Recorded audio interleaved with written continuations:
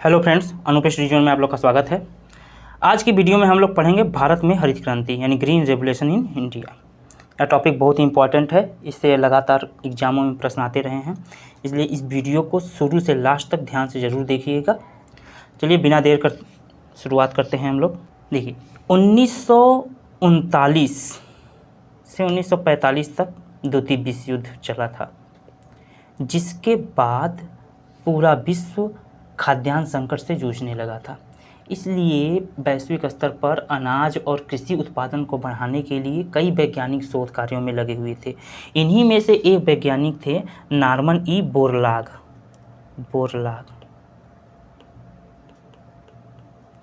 इन्होंने बीमारियों से लड़ सकने वाली गेहूं की एक नई किस्म विकसित की 1960 के दशक में। इसके पीछे उनका यह समझ था या तर्क था कि अगर पौधे की लंबाई कम कर दी जाए तो इससे बची हुई ऊर्जा उसके बीजों को मिलेगी, जिससे बीजों की मात्रा बढ़ेगी, लिहाजा फसल उत्पादन बढ़ेगा। और इन्होंने गेहूं के जिस प्रजाति के पौधे का प्रयोग किया उसका नाम था ट्रिटिकम एस्टिवम। ये नाम याद रखिएगा, ट्रिटिकम एस्टिवम। और जो पौधा इन्होंने बनाया उसको कहा जाता था सेमी ड्वार्फ। चूँकि इसकी लंबाई कम थी इसलिए उसको सेमी ड्वार्फ कहा जाता था, ठीक है। और इसके बाद इन्होंने विभिन्न देशों को जिसकी खाद्यान्न संकट जहाँ पे था, जिसकी ज़रूरत थी, वहाँ पर इन्होंने भेजा और उसके बाद वहाँ पर खेती का पूरा नक्शा ही बदल गया, उत्पादन बढ़ गया। इसीलिए विश्व स्तर पर नॉर्मन ई बोरलाग को हरित क्रांति का जनक कहा जाता है और इन्हें 1970 में नोबेल पुरस्कार प्राप्त हुआ। और किस क्षेत्र में अगर पूछ ले तो इनको नॉर्मन ई बोरलाग को जो नोबेल पुरस्कार मिला था वह शांति के क्षेत्र में मिला था। नॉर्मन ई बोरलाग मैक्सिको की रॉकफेलर यूनिवर्सिटी है, वहाँ पे शोध कार्य करते थे और एमएस स्वामीनाथन उनके साथ वहीं पे काम करते थे। जब वे भारत आए तब उन्होंने हरित क्रांति को यहाँ पर जो है बढ़ावा दिया। इसीलिए भारत में हरित क्रांति का जनक एमएस स्वामीनाथन को कहा जाता है। और इसे हरित क्रांति का नाम, हरित क्रांति कुंडला के टर्म जो है वह दिया विलियम गार्ड ने। हुआ असल में ये था कि 1967-68 में हरित क्रांति आई थी। इसको हम लोग पीछे पढ़ चुके हैं पंचवर्षीय योजना में। 1967 में गेहूं का उत्पादन जो हुआ था वह 120 लाख टन था, जो कि 68 में बढ़कर सीधे 170 लाख टन हो गया। यानी सीधे बढ़ा कितना, 50 लाख टन की जो है वृद्धि हुई। और इसी को देखकर जो अमेरिकी कृषि वैज्ञानिक विलियम गार्ड थे उन्होंने इसे हरित क्रांति नाम दिया। तो यहाँ पे अब आप लोग को जो महत्वपूर्ण फैक्ट क्या क्या याद रखना है, विश्व स्तर पर हरित क्रांति के जनक नॉर्मन ई बोरलाग, भारत में जो है हरित क्रांति के जनक एमएस स्वामीनाथन, जो पौधा यूज किया गया था, गेहूं को जो प्रजाति यूज हुई थी वह ट्रिटिकम एस्टिवम, और भारत में सबसे ज़्यादा जो गेहूं की खेती की जाती है इसी प्रजाति की खेती की जाती है। और इन्होंने जो पौधा बनाया था वह सेमी ड्वार्फ के नाम से प्रसिद्ध हुआ। और हरित क्रांति की संज्ञा किसने दी, विलियम गार्ड ने। नॉर्मन ई बोरलाग को नोबेल पुरस्कार किस क्षेत्र में मिला था, शांति के क्षेत्र में। अब बात करते हैं भारत में हरित क्रांति की पृष्ठभूमि, उद्देश्य, इसके मूल तत्वों के बारे में। तो हरित क्रांति हम लोगों ने देखा कि भारत में जो है 1943 में अकाल पड़ा था, खासकर बंगाल के क्षेत्र में, और इसमें लगभग 20 लाख से अधिक लोग मारे गए भूख की वजह से। 1947 में जब हम आज़ाद हुए, उसके 1947 में, उसके बाद 1967 तक, 1947 से 67 तक जो भारत सरकार ने कई कृषि योजनाओं को चलाया।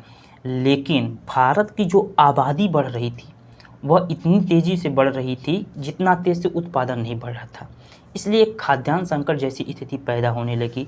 इसके बाद 1960 के बाद अकाल की स्थिति पैदा हो गई और 1962-1965 में हमें 2 युद्ध लड़ने पड़े, चीन और पाकिस्तान के विरुद्ध, जिसके बाद खाद्यान्न संकट की स्थिति और पैदा हुई। साथ ही तीसरी पंचवर्षीय योजना में जो भारत सरकार ने अपना लक्ष्य बनाया था वह था भारी उद्योग के। इसके वजह से भी कृषि जो है कहीं न कहीं पीछे छूट गया था। इस वजह से भारत में अनाजों के उत्पादन में वृद्धि करना अवश्यंभावी या बोल सकते हैं ज़रूरी हो गया था। और इस वजह से भारत में हरित क्रांति आई, जिसमें एम.एस. स्वामीनाथन ने महत्वपूर्ण भूमिका निभाई और भारत 1967-68 से वो 1977-78 की अवधि में हरित क्रांति जो है भारत को खाद्यान्न की कमी वाले देश की श्रेणी से निकालकर विश्व के जो है अग्रणी कृषि देशों की श्रेणी में शामिल कर दिया। इसके उद्देश्यों की बात करें तो इसमें जो है मेन उद्देश्य तो उस समय यही था कि भूखमरी की समस्या को कम करना था। इसके अलावा अगर लंबी अवधि के बारे में बात करें तो इसका उद्देश्य ग्रामीण विकास और औद्योगिक विकास पर आधारित जो है खेती का आधुनिकीकरण, बुनियादी ढांचे का विकास इत्यादि था। साथ ही रोजगार को बढ़ाना और कृषि का वैश्वीकरण, ये सब इसके उद्देश्य थे। इसमें किया क्या गया? पहला तो हरित क्रांति के लिए कृषि क्षेत्र का विस्तार किया गया। दूसरी बात करें, इसकी जो सबसे महत्वपूर्ण विशेषता थी वह थी दोहरी फसल प्रणाली, यानी इसमें एक वर्ष में 2 बार खेती का जो है लक्ष्य रखा गया। एक बार तो बरसात होती है, दूसरी बार के लिए इसमें बड़े जो है जल आपूर्ति के लिए बड़ी सिंचाई परियोजनाएं शुरू की गई, बांधों का निर्माण किया गया। इसके अलावा उन्नत आनुवंशिक बीजों का प्रयोग किया गया है, तो हम लोग जानते ही हैं। इसमें मुख्य जो फसलें शामिल की गई थी, अगर पूछ ले आपसे कि इसमें मुख्य फसल कौन कौन शामिल की गई थी, तो वो थी गेहूँ। गेहूँ सबसे मुख्य फसल थी और सबसे ज़्यादा फायदा अगर पूछ ले तो गेहूं को ही हुआ था। चावल, ज्वार, बाजरा, मक्का, ये इसकी मुख्य फसलें थी। और भारत में अगर पूछ ले कि इसको वित्त पोषित किसने किया था हरित क्रांति को, तो भारत सरकार तो थी। भारत सरकार के साथ रॉकफेलर फाउंडेशन, ये नाम याद रखना है, रॉकफेलर फाउंडेशन, ये मैक्सिको में था। इसने भारत सरकार के साथ इसमें मदद की थी इसके वित्त पोषित करने में। ठीक है, अब बात करते हैं हरित क्रांति के प्रभाव के। तो हरित क्रांति के जो है कुछ सकारात्मक प्रभाव हैं, कुछ नकारात्मक प्रभाव हैं। हम लोग दोनों को देखेंगे। पहले बात करते हैं सकारात्मक प्रभाव की। सकारात्मक प्रभाव में पहला तो फसल उत्पादन में वृद्धि हुई, ये तो हम लोग जानते ही हैं, सबसे ज़्यादा फसल उत्पादन में वृद्धि। दूसरा प्रभाव की फसल उत्पादन में वृद्धि हुई, इस वजह से खाद्यान्न के जो है आयात में कमी हुई है। अगर उत्पादन में वृद्धि होगी, इसका मतलब हम लोग बाहर से जो है अनाज कम मंगाएंगे, तो खाद्यान्न आयात में कमी होगी, यानी आत्मनिर्भरता बढ़ी खाद्यान्न के क्षेत्र में। अब उत्पादन में वृद्धि हो रही है तो किसानों को लाभ होगा। अब किसानों को लाभ होगा तो क्या होगा? किसान जो है अधिशेष उनके पास, यानी कुल मिला के पैसे की, पूंजी की वृद्धि होगी। और जब पूंजी की वृद्धि होगी तो पूंजीवादी कृषि यानी कैपिटलिस्ट फार्मिंग को बढ़ावा मिलेगा। यानी जो किसान होंगे वो पूंजी का अधिक जो है लागत जो है अधिक लगा सकेंगे, कृषि में लागत अधिक लगा सकेंगे खेती में, और इससे क्या होगा? पूंजी निर्माण में उनको मदद मिलेगी। साथ ही जो है उद्योगों का विकास होगा। औद्योगिक विकास कैसे होगा इसको समझते हैं। हरित क्रांति ने जो है बड़े पैमाने पर कृषि के जो है मशीनीकरण को बढ़ावा दिया था, जिससे जो है ट्रैक्टर, हार्वेस्टर, थ्रेशर इत्यादि की जो है मांग उत्पन्न हुई, इनको बढ़ावा मिलेगा।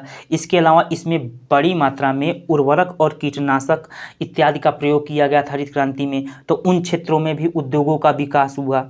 साथ ही उद्योगों से जो है उद्योगों जो कच्चे माल की आवश्यकता होती थी, वो भी कृषि के जरिए उनकी आपूर्ति हुई।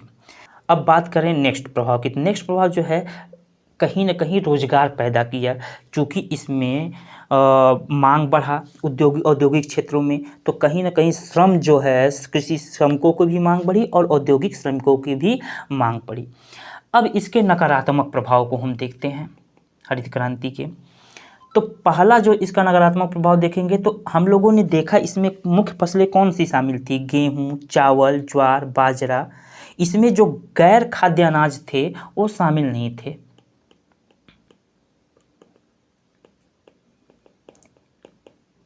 गैर खाद्य अनाज शामिल नहीं। जैसे कि कपास, जूट, जो व्यावसायिक फसलें हैं थी उनको इसमें शामिल नहीं हुए। सबसे ज़्यादा जो फ़ायदा हुआ, सबसे ज़्यादा अगर ये प्रश्न बनता है कि सबसे ज़्यादा किस फसल को फ़ायदा हुआ, वह हुआ गेहूं को, गेहूं के बाद चावल को। ठीक है। दूसरा इसका नकारात्मक प्रभाव पड़ा क्षेत्रीय असमानता। क्षेत्रीय असमानता का मतलब ये है कि हरित क्रांति का प्रभाव हर जगह समान नहीं पड़ा। अगर आपसे पूछे कि हरित क्रांति से सबसे ज़्यादा प्रभावित कौन था, तो पंजाब, पंजाब के बाद हरियाणा, हरियाणा के बाद पश्चिमी उत्तर प्रदेश, और इसके बाद साउथ में तमिलनाडु, आंध्र प्रदेश। यानी जो पहले से ही कृषि के क्षेत्र में आगे थे उन्हीं को ज़्यादा फायदा हुआ। असम, बिहार, बंगाल ये जैसे क्षेत्र हरित क्रांति से अछूते रहे। यानी कि जो पहले से ज़्यादा आगे थे वो और ज़्यादा आ गए। इस वजह से क्षेत्रीय असमानता देखने को मिला। तीसरे इसके नकारात्मक प्रभाव को देखें तो इसमें रसायनों का अत्यधिक उपयोग किया गया था। रसायनों का अत्यधिक उपयोग,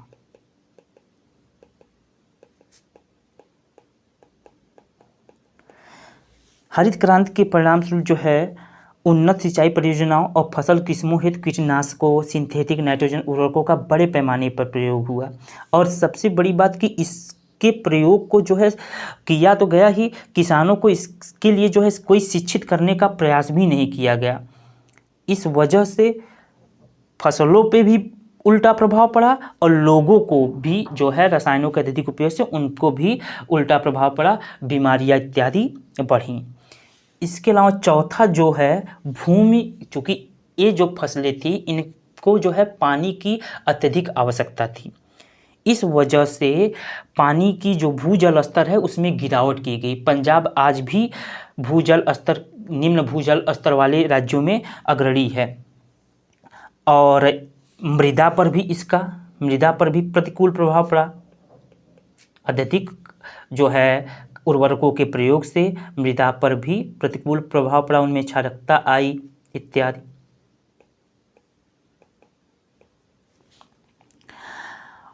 और स्वास्थ्य पे प्रभाव हम लोग देख ही चुके हैं। तो कुल मिला के इसके कुछ सकारात्मक प्रभाव रहे, लेकिन कुछ नकारात्मक प्रभाव रहे। इतने नकारात्मक प्रभाव के बावजूद सकारात्मक प्रभाव इस मायने में ज़्यादा हो जाता है क्योंकि इसने जो है फसल खाद्यान्न संकट को कुल मिला के दूर किया। जब नॉर्मन इबोलाक से एक बार प्रश्न किया गया था कि इसमें जो है रसायनों का प्रयोग किया जा रहा है, हाइब्रिड बीज हैं, आप इसको क्यों यूज कर रहे हैं, ये तो नुकसान करेगा। तो उन्होंने एक आंसर दिया था कि भूख से मरने के बजाय खा के मरा जाए। तो इसी से हरित क्रांति की सार्थकता आपको जो है मालूम हो जाती है। आज का वीडियो जो है अब यहीं समाप्त होता है। उम्मीद है वीडियो आप लोग को पसंद आई होगी। अगर वीडियो पसंद आई है तो लाइक शेयर ज़रूर करें। चैनल को अभी तक सब्सक्राइब नहीं किया है तो चैनल को सब्सक्राइब भी कर लें। और अगर कुछ सुझाव है तो कमेंट बॉक्स में कमेंट ज़रूर करें। मिलते हैं नेक्स्ट वीडियो में, तब तक के लिए धन्यवाद। जय हिंद।